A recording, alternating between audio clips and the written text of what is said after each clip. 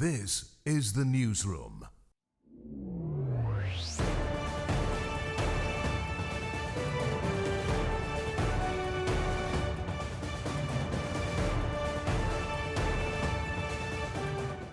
Hello and welcome. This is the newsroom for Wednesday, February 5th, 2025. We're broadcasting to you on E1, SKAR TV NTN, and Tarzee TV in Bartica. In the headlines, the 2025 budget is passed after days of line-by-line scrutiny. Schools have rules, but the education minister says no child should be sent home because of their hairstyle. A city councillor is stabbed to death. And the last word that the person said that living right next to where he collapsed. You're going to kill me because catch you going in my shop, and he keeps stabbing and say yes. And in sport, Guyana Harpy Eagles and combined colleges and campuses locked in intense battle as four-day championship continues, and Cricket West Indies unveils packed schedule for men's and women's teams.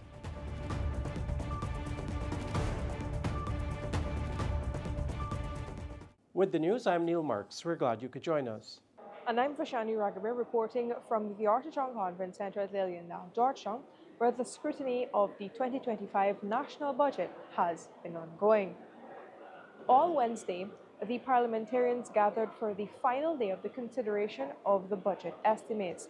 Now, this is a process that involves the parliamentarians going through certain aspects of the budget, the allocations of the budget, line by line, very meticulously to understand just where the money will be spent. My colleague Kurt Campbell tells us more about the process that unfolded.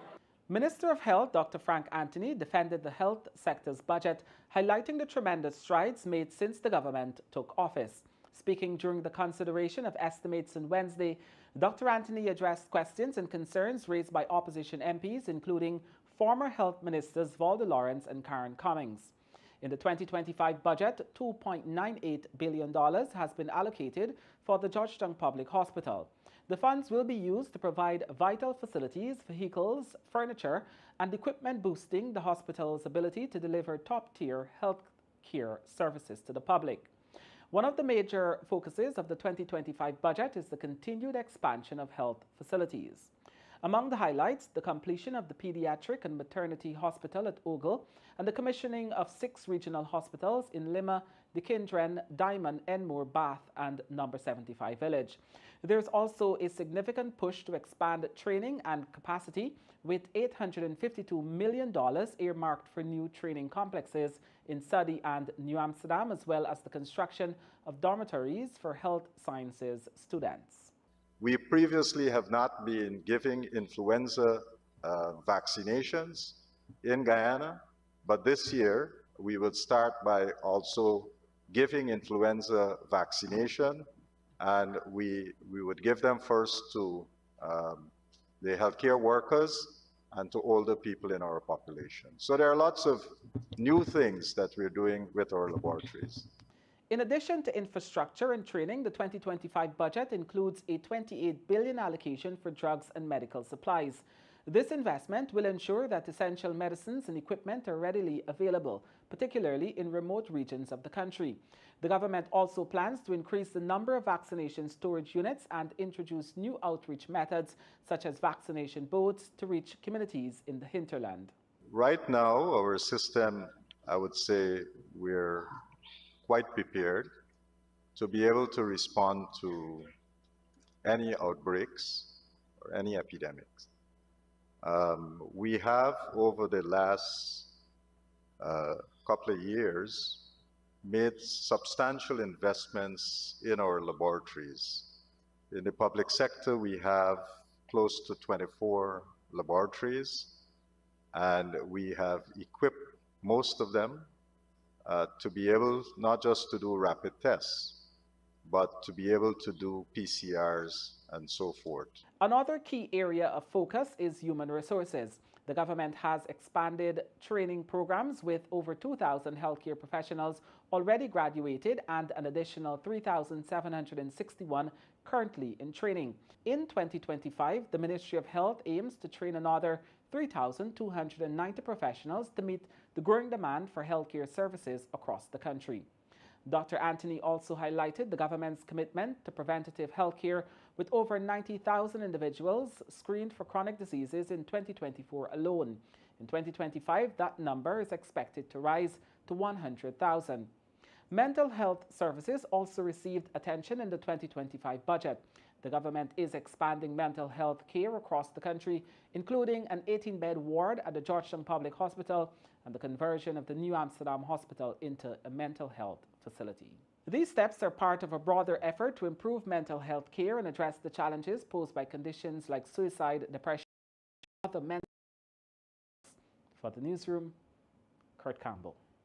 The parliamentarians then continued this process, scrutinizing the funds for the Ministry of Public Service. So the exact language of the agreement was 8% salary increase to be paid to public servants for 2025, retroactive to the 1st of January 2025. So whenever it is paid, it will be retroactive to the 1st of January. So public servants will get the full benefit of the increase effective 1st of January 2025. Not long after, Finance Minister Dr. Ashley Singh engaged his colleagues.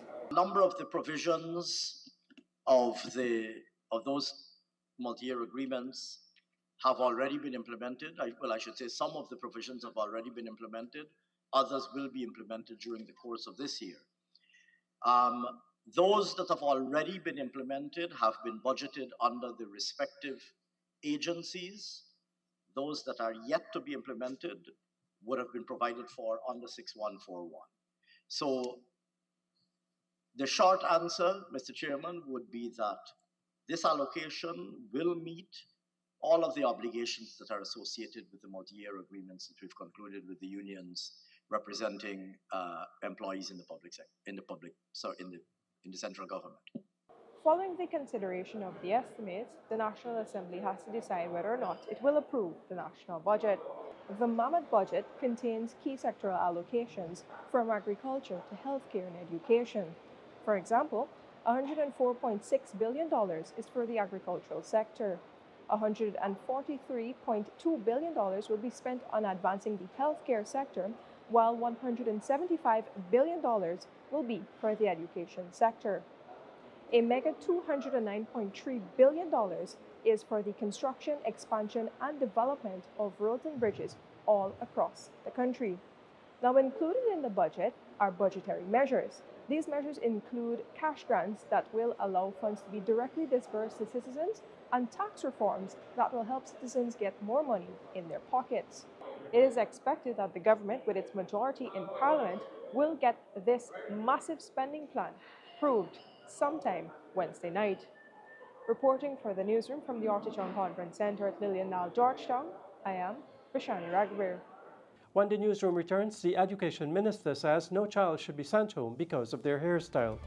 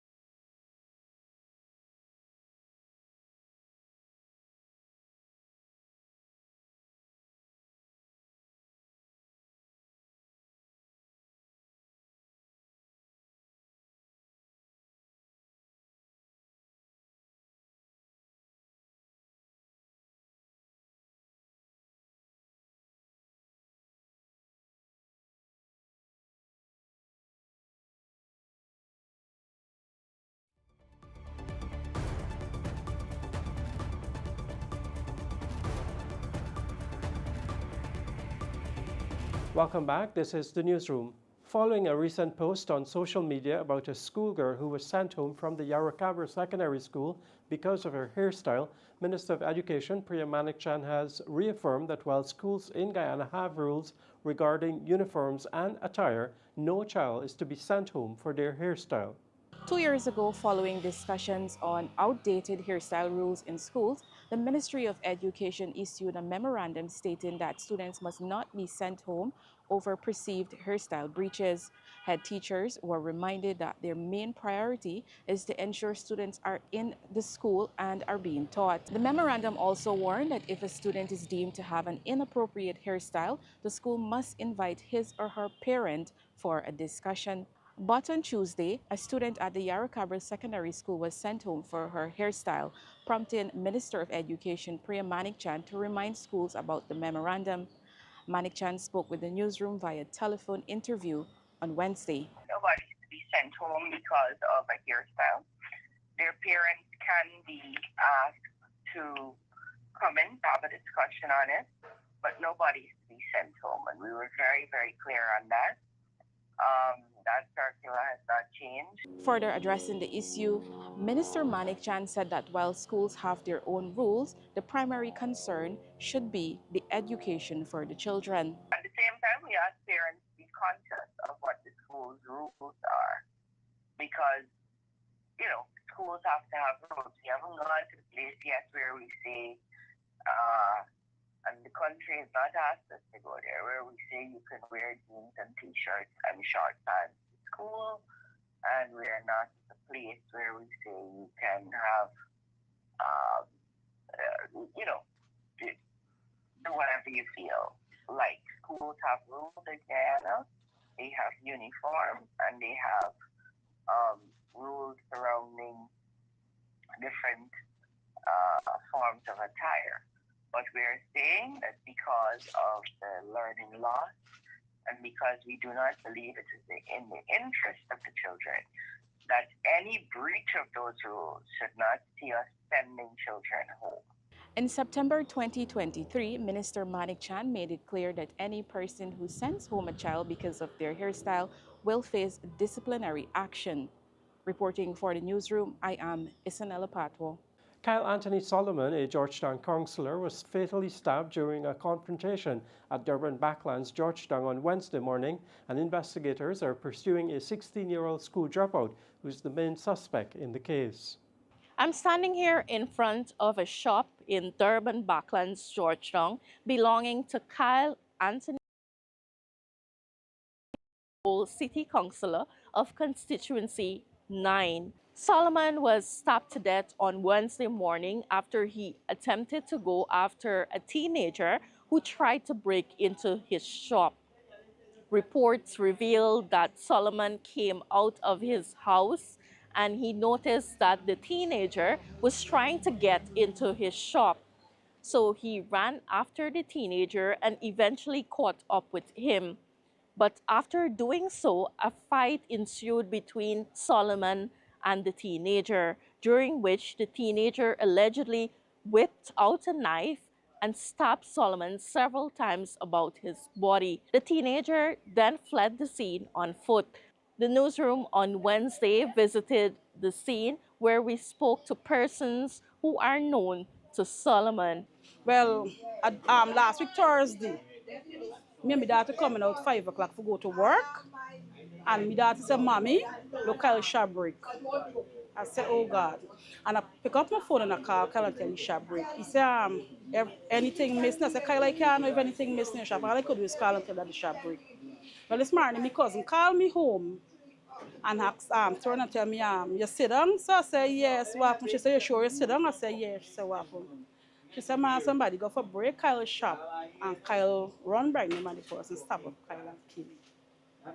Yeah, so like this morning, he get up to come and check the shop this morning and see the person trying to go in. As I been to the scene, he get, finally, the body was through that way. And the last word that the person said that living right next to where he collapsed.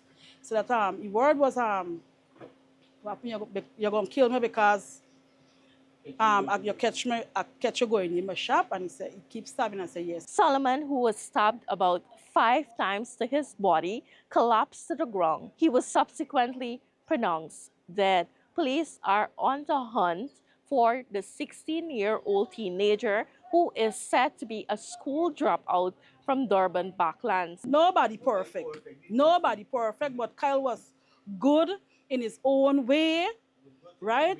And he good to the community in his own way. And if you and Kyle get a problem now, it's not like Kyle all a malice to you. Something wrong, Kyle come out. Kyle was good. He was very good. The police, in a statement on Wednesday, said that efforts are being made to locate the teenager. Reporting for the newsroom from Durban Backlands, Sharda Bacchus. Before the end of this year, the government, through the Ministry of Health, will begin work on an oncology center, a move that Health Minister Dr. Frank Anthony says will forever change how cancer patients are managed in the country. An oncology center is a medical facility dedicated to the diagnosis, treatment, and research of cancer, where patients receive specialized care in treatments like chemotherapy, radiation therapy, and surgery. Dr. Anthony made the disclosure on Tuesday when the Georgetown Hospital's pathology lab received its GYS 170 certification. We have also been working with Mount Sinai on another project, similar to this one, where they're going to give us advice on how to build an oncology center. What are the types of equipment that we should have in that oncology center? And so that is something that you'll see later in this year that we'll start crystallizing and getting that started. And I think once we have that center up and running, it would change how we manage cancer patients forever in this country. And that also would be a significant improvement in how we are managing our cancer patients. So there are lots of things that we are doing. In terms of cancers that affect women, the number one is breast cancer, number two, cervical cancer. Among men, it's prostate cancer. And for both sexes, you have anorectal cancers. So you have 1, 2, 3, 4. These are the cancers that are most prevalent. We weren't doing a lot in terms of HPV vaccines for cervical cancer. Because we have now put a lot of effort into this, we are seeing the rates of vaccine coverage going up. Exciting developments are unfolding in Suriname following last year's announcement of a whopping US $10.5 billion investment for the country's Block 58 oil and gas project. As the Dutch-speaking nation prepares for an oil boom in the years ahead, President Irfaan Ali is encouraging the Surinamese government and private sector to embrace Guyanese expertise and services.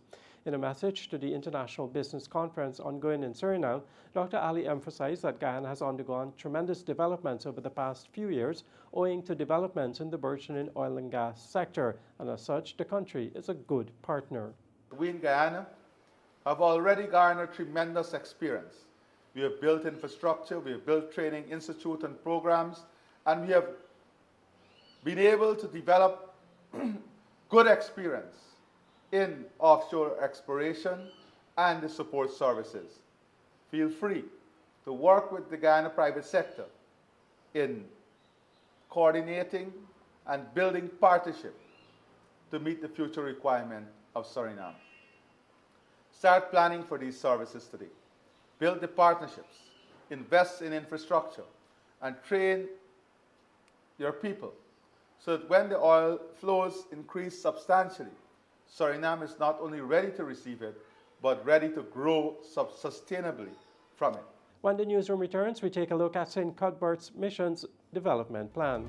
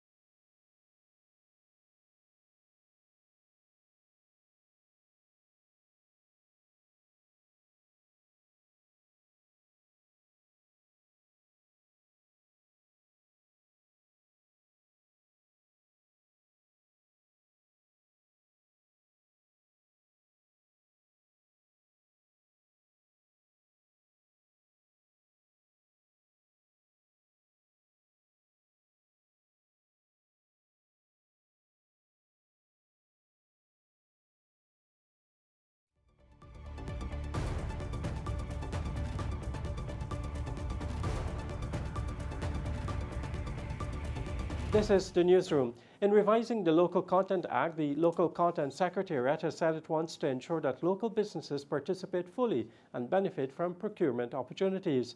Director of the Secretariat, Dr. Martin Pratap, told the newsroom on Wednesday that in order to address this burning issue, the body will develop a schedule of incoming procurement opportunities and make such information available early to local companies and for a longer period on their platforms. It will also take steps to educate locals about strategies on how to respond to these opportunities. We intend to address one of the burning concerns, which has to do with the procurement opportunities. We would see that sometimes, they would post on our website, on our portal, and you have a 2 weeks timeline to respond. And in most cases, it's kind of difficult for the companies them to get themselves ready, get the certification, etc. In terms of, in order for them to respond to those RFIs. So what we're going to do this year is that we're going to publish a list of upcoming opportunities. So way in advance, what is it that would be coming, basically the opportunities for this year. And companies would provide periodic update to the list. So as we proceed, for example, you would see the kind of opportunities and from the respective companies, so way in advance, give them opportunity for them to participate. Right? So we want to ensure that they all have access and, given an opportunity to participate. So in terms of addressing that, one, we're going to ask the company, we're going to develop a schedule, upcoming procurement opportunities, so they'll all see exactly when they should be expecting these RFIs. And two, you would have the app on your smartphone that would help you, that would provide notification whenever the RFI is posted as well. And three, if you have questions in terms of responding to the RFI, you could reach out to the companies them directly through the app. And four, if there's even more concern, you could attend the RFI forum and ask questions: how do you respond to these RFIs? What are the certificates, etc. needed? How do I become eligible, become qualified to provide these services? Right. So that's the kind of the different measures we want to take and ensure that we see that increase in participation by local companies. The St. Cuthbert's Mission, also called PCORI, has unveiled a yearly plan aimed at developing the indigenous community. Several projects have been identified in areas such as agriculture, tourism, education, security, business, electrification, and housing support. The village's Tushao, Alvaro Simon, in an interview with the newsroom, revealed that the development plans for the village will be funded with carbon credit payments from the Low Carbon Development Strategy 2030. This year, with allocation given to us from the LCDS funds, the community is fortunate to benefit from those funding. What we're going to do this year is we're going to invest in agriculture. We'll invest in tourism. We're going to invest in security, electrification, and expansion. We're going to have more of these funding directly impacting residents in terms of assisting with business startups. And we're going to, I think for the very first time, the council is taking on initiative where we're going to assist 3 persons this year in providing a home for their families. There are some residents in the village that, they're still living in a condition that's not suitable in terms of their housing. What we're looking for is just a focus on people who will need a little extra push that don't have no kind of income coming into their household and stuff like that. They'll be entitled to these grants. Of course, there's an application process in which you fill up, and from that you'll be shortlisted to get this grant.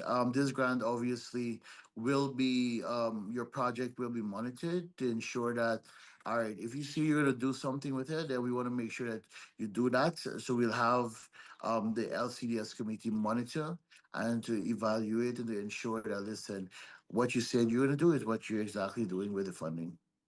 Well, a lot of persons have shops in the village, and um, we want something unique to come out of this thing. We want other person with different talents that they're not getting the assistance they need. Maybe like barbers, they don't have somewhere, or we don't have no kind of barber shop in the village, but we have people who can cut hair who've been doing it for so many years. So we want to focus on things like those persons who don't really get help. So barbers, maybe the girls who does cake making, pastry making, and stuff like that. Level, we're gonna support small agricultural projects, private agricultural projects as well.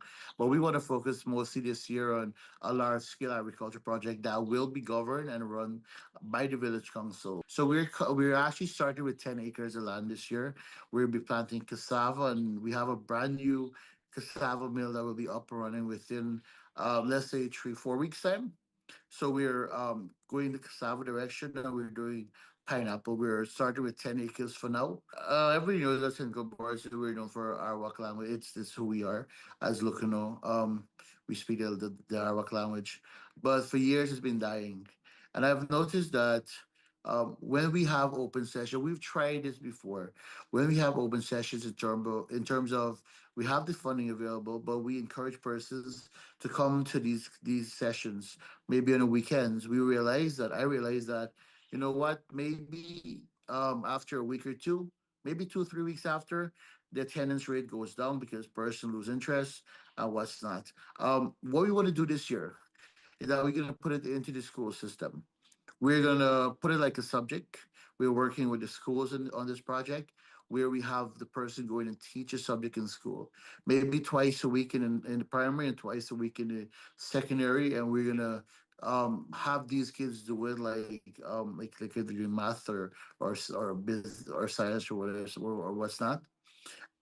This way, we're hoping that it will be a priority in terms of they must learn it. And we're hoping that this can also trigger down to when they go home, they have homeworks, and their parents will get involved. In that way, the parents also will be educated and learn the language as well.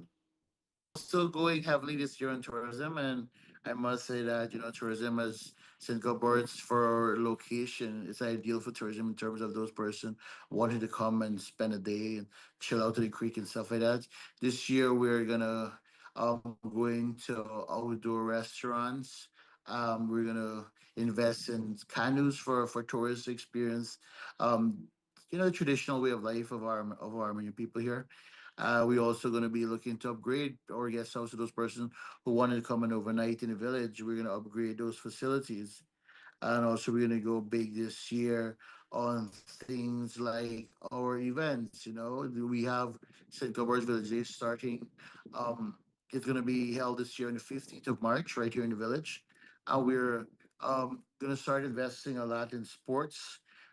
We know the village day we do a lot of sports. We have two playground in the village here, so we're putting 5 million aside also for sports, and person can come and witness the kind of athletes that we have on our village day if they so desire. In an extended statement on Tuesday night, Attorney General Anil Nandlal rejected growing claims of illegality, corruption and nepotism surrounding recent land sales by the government. Nandlal acknowledged mounting public concern and agitation, but provided a detailed defense of the PPPC's administration's land sale procedures through the Central Housing and Planning Authority, asserting that these transactions were not only legal but followed established policy. He went at length also to contrast the PPPC's land sales with the more controversial land dealings during the tenure of the previous APNU plus AFC government. I want to first explain that we have a policy in relation to the disposal of state assets, in particular land. That policy is either there must be an expression of interest, inviting investments, or inviting potential applicants to apply for these lands, or there must be an approach to the government with an investment proposal that would entail the investment of substantial capital on the particular land, and that will depend upon the size of land that will be allocated. There also needs to be produced to the satisfaction of the government the requisite capital to develop the project, as well as the potential benefits that the country will derive from this proposed investment. Once the relevant agency is satisfied that those criteria have been met, then the proposals are brought to Cabinet and approved by Cabinet, and then the project is executed. That is the standard operational procedure in relation to how our government treats with the alienation and or disposal of state lands or interests in state lands. When the newsroom returns, singer Umaya Hull is making waves with her song Breakaway.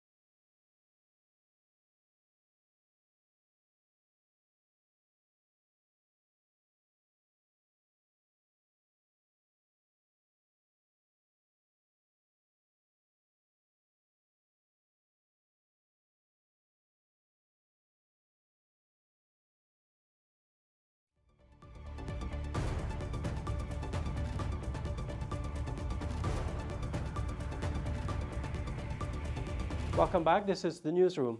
Guyanese singer and songwriter Umaya Hall has released her new song Breakaway for this year's Mashramani Circle Monarch competition. Umaya made her debut into the Junior Calypso Monarch competition in 2020 when she sang the song Tell Me How Come and copped the first place prize. Since then, she has entered Mashramani competitions and won numerous accolades for her performances.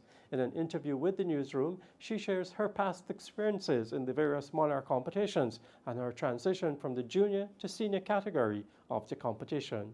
I am Umaya Hall. How old am I? I am old enough. I'm an adult. This is a breakaway. Jump up it all away. Show me your energy. We marching up every day. So the song is called Breakaway, not Breakaway.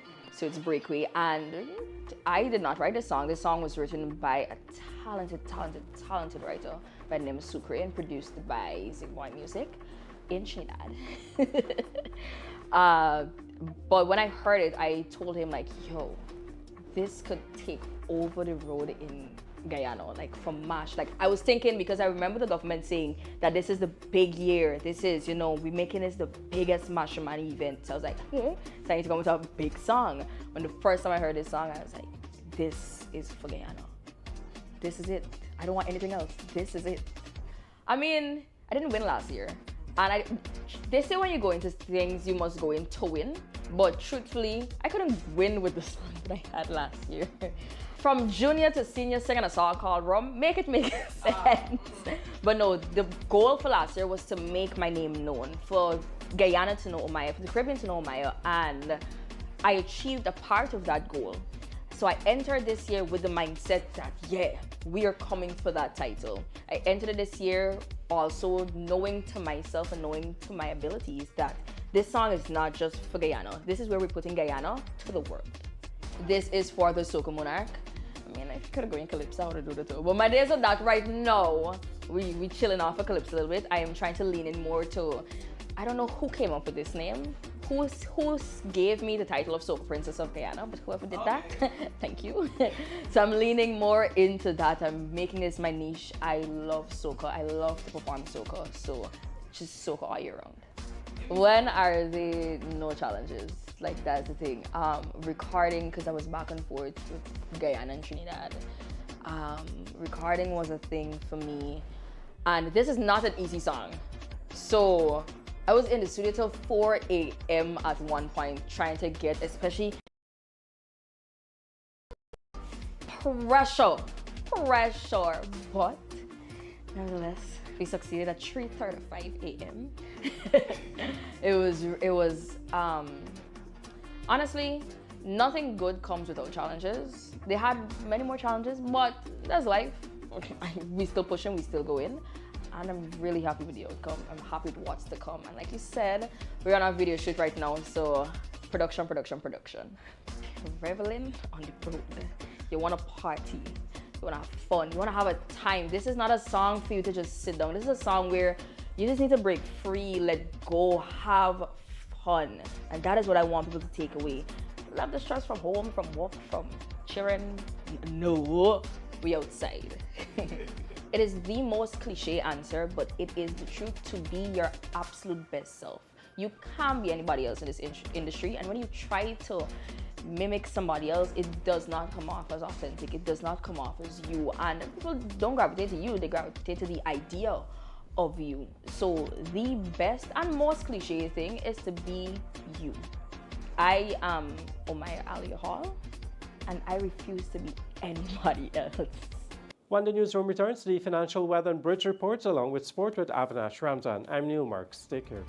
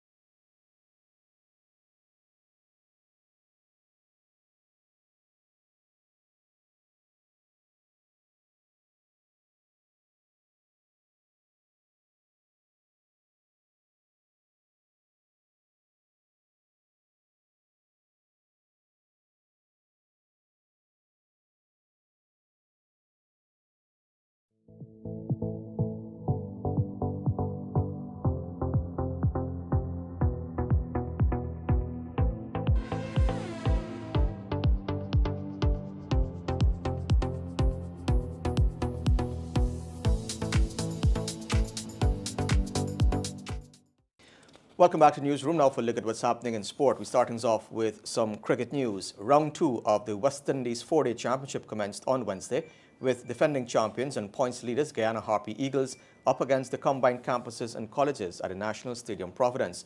The two sides were locked in intense battle as they looked to seize the early initiative. Harpy Eagles left out fast bowling pair Niall Smith and Thaddeus Lovell and welcomed back a West Indies trio, as we hear in this Akeem Green report. It's the end of day 1 here at the National Stadium Providence. Round 2 of the West Indies 4-day championship. The Guyana Harpy Eagles are hosting the combined campuses and colleges. The CCC side would have ended day 1 279 for 6. The Guyana Harpy Eagles, the wicket takers would have been Ronaldo Ali Mohammed, 3 for 37. Vasari Pamal had 2 for 67, and Shamar Joseph on his comeback had 1 for 61. From the CCC side, they were led by Johan Jeremiah. He would have top scored with 84, his second consecutive half century in this competition. Shakiri Paris 58. Kyle Corbin is unbeaten on 62, and Demario Richards would have made 40. With me to quickly review how day 1 would have gone for the Guyana Harpy Eagles is Machu Nandu. Nandu, when you look at that kind of total the CC would have gotten thus far, how do you reflect on day 1? Yeah, no, I think overall it was a good day, to be honest. They batted well on the wicket. I think our bowlers did a commendable job too on the wicket, on the surface that we had prepared today. I think it's just to come tomorrow and continue putting the ball in the good areas and come out and do well. Yeah, given the grind the bowlers had to endure, you probably be thinking this one is tailor-made for me when they probably get a chance to bat either tomorrow or beyond in this match. Just taking it one day at a time. Whatever we bowl them out for, it's our job as batsmen to go out and beat it off and then put another score on. So again, one day at a time, one session at a time, and that's it. Yeah, but looking at the conditions, what do you probably think is a good total you would want to restrict 62? I think honestly it's a good wicket, so I think it'll stay like that for the next 2 days. And I think if we restrict them for about under 350, we're good to go with that. Yeah, you would have heard it here from Machu Nandu. The hope from the Harpy Eagles camp is to restrict CCC to probably under 350. Let's recap the end of day 1 here at the National Stadium Providence. Now, in a joint statement on Tuesday, the Barbados Cricket Association, the BCA, and the Guyana Cricket Board, GCB, expressed a commitment to attend a special Cricket West Indies meeting on February 9th to discuss of association. On December 6th, the two territorial boards did not send representatives to the planned stakeholders meeting. The meeting was to vote on implementing the governance reforms recommended by the Webby report compiled by a group headed by the Jamaican business executive Don Webby. The meeting failed to come off because the required quorum was not met. In a subsequent statement, the two boards stated in part, quote, "The BCA and GCB rejected the Webby report on the basis that it seeks to relinquish power from the territorial boards," end quote. In Tuesday's joint statement, both boards noted a feeling of disrespect by being publicly admonished by CWI directors for not attending the previous meeting.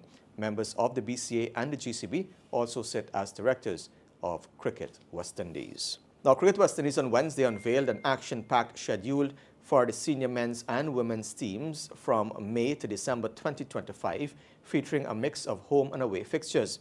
In announcing the schedule, it is the hope of CWI that fans can now start planning for an exciting year of cricket, with the men beginning their campaign with a limited overs tour of the United Kingdom.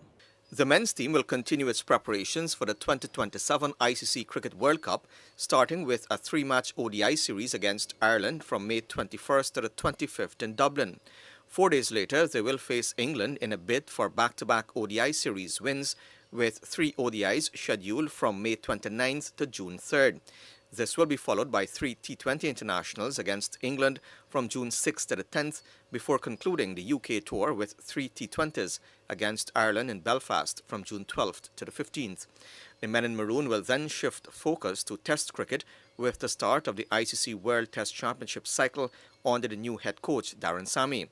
They will battle for the prestigious Frank Worrell Trophy against Australia in a 3-match test series beginning in Barbados from June 25th to the 29th, before moving to Grenada from July 3rd to the 7th and concluding in Jamaica from July 12th to the 16th. A 5-match T20 series against Australia follows, with the first 2 games at Sabina Park on July 20th and 22nd, and the remaining 3 at Warner Park St. Kitts on July 25th, 26th, and 28th. To close out the home summer, the West Indies will play against Pakistan in 3 T20s in Lauderhill, Florida, followed by 3 ODIs at the Brian Lara Cricket Academy in Trinidad from July 31st to August 12th. The men's team will then embark on an overseas tour of India, Bangladesh and New Zealand spanning September 21st to December 23rd. India will feature 2 test matches, Bangladesh 3 ODIs and 3 T20s, while a full tour will be hosted by New Zealand consisting of 5 T20s, 3 ODIs and 3 test matches. The women's team will begin their 2025 campaign with the ICC Cricket World Cup qualifiers in Pakistan from April 4th to the 19th, where 6 teams will compete for 2 spots in the marquee event in India scheduled for August and September. Following the qualifiers, the women will tour England for a full white ball series featuring 3 T20s and 3 ODIs from May 21st to June 8th. Later in the year, they will host South Africa for a historic white ball series at the 3Ws Oval in Barbados, marking the first time the venue will stage such an international series. We tell you now the Champions Trophy 2025 will have no Indian officials, with 2 of the likeliest candidates having excused themselves from traveling to Pakistan. It is understood that Javagal Srinath, one of the most prolific ICC match referees, and Nitin Menon, part of the ICC's elite panel umpires, had mutually agreed with the ICC that they would not undertake any officiating assignments in the Pakistan leg of the tournament. And since all matches in Dubai will feature India and require neutral officials, it automatically rules out Indian match officials. Srinath, the former Indian fast bowler, is currently officiating in India's bilateral white ball matches against England, but neutral officials have been the norm at all ICC tournaments. Though Pakistan remains the official host of the Champions Trophy, a hybrid model was adopted after protracted negotiations which allowed India to play all their matches, including the semi-final and final, should they qualify in Dubai. The same principle will apply to Pakistan in upcoming ICC tournaments hosted by India in the current cycle, whereby all their games will be played at a neutral venue. Now, Guyana's under-21 boys and girls hockey teams are in intense training for the 2025 Pan American Hockey Federation Junior Challenge in Bridgetown, Barbados. The tournament, which runs from March 8th to the 16th, qualifies participants for the Junior Pan American Games in Paraguay later the year. The girls' competition features a single pool. Guyana hosts Barbados, Trinidad and Tobago, Mexico, Guatemala and Puerto Rico are all vying for a place at the Pan Am Games. The boys' tournament follows a similar single pool format, with Guyana, Brazil, Barbados, Trinidad and Tobago, Guatemala and Venezuela all competing. Like the girls, the Guyanese boys opened their tournament against Guatemala, followed by matches against Trinidad and Tobago, Venezuela, Brazil and hosts Barbados. The final squads for both the boys and girls teams are expected to be announced by Sunday, February 9th. And with that, we have come to the end of the news for this evening. Of course, you can find updates on these and other stories on our website, newsroom.gy, and all social media platforms. On behalf of the entire news team, I'm Avinash Ramzan. Thanks for watching. Be safe. See you next time.